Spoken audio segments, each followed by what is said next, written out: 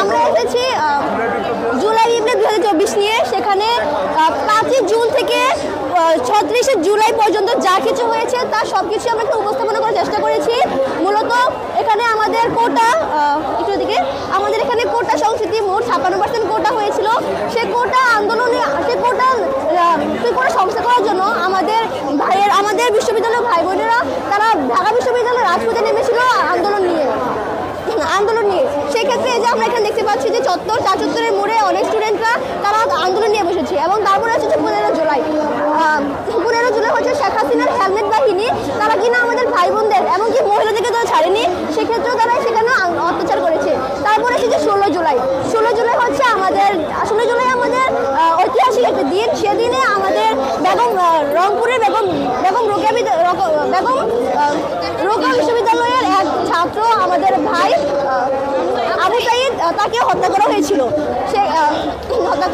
এই যে সেখানে আমরা চিত্র তুলে ধরেছি এবং সেখানেও এই যে এলাকাতে পুলিশের গুলিতে আহত আবু সাইদ। আমরা তাছাড়া মুগ্ধকে আমরা তুলে ধরেছি। এই যে মুগ্ধ বাড়ি লাগে পানি বলে আমরা অনেক চিন্তা করেছি, সেক্ষেত্রে আমরা সেটাকে তুলে ধরেছি। তাছাড়া আমাদের পলক মামা তিনি বলেছিলেন যে স্যার এলাকায় নাকি পানি ঢুকে গিয়েছে, তার কি নিজে বন্ধ হয়নি, সেটা আমরা তুলে ধরেছি।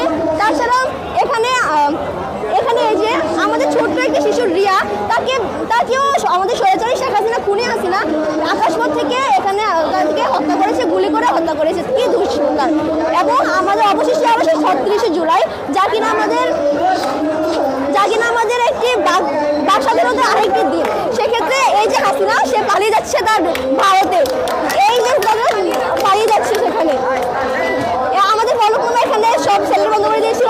আমাদের রাফি ভাইকে এখানে রিক্সা করে নিয়ে যাচ্ছিল এবং আমাদের সব ছাত্র সমাজকে এই রিক্সাওয়ালার মামা সেলে যাচ্ছিল। সুতরাং আমরা পুরো জুলাই বিপ্লবে যা হয়েছে তা সবকিছু এখানে আনার চেষ্টা করেছি। হাউন আঙ্কেল সহ আমাদের কাছে হার মানছে, কারণ হাউন আঙ্কেল তো হচ্ছে ওরা একটা ইয়া দিয়ে আসছে। আমরা ডিবেট করে আজকে 15 বছর ধরে। তো সেই জায়গা থেকে আপনাদের আমি ব্যক্তিগত জায়গায় দেবিদ্দার এই বিতর্ক পৃষ্ঠপোষকতার জায়গা থেকে শুরু থেকে আমি চেষ্টা করছি বাচ্চাদেরকে ইন্সপায়ার করার জন্য। আপনারা প্রত্যেকটা স্কুলে ডিবেটিং ক্লাব করবেন এবং ডিবেটিং ক্লাব করার জন্য যে প্রয়োজনীয় আপনাদের যা প্রয়োজন আমাদেরকে জানাবেন, আমরা আপনাদেরকে হচ্ছে ফ্যাসিলিটেট করব। নতুন প্রজন্মের যে চেতনা, নতুন প্রজন্মের যে সংকল্প, নতুন বাংলাদেশ জুলাই বিপ্লবের যে লক্ষ্য এবং গোল সেটাকে ফিল আপ করার জন্য বাংলাদেশ প্রস্তুত হতে হবে।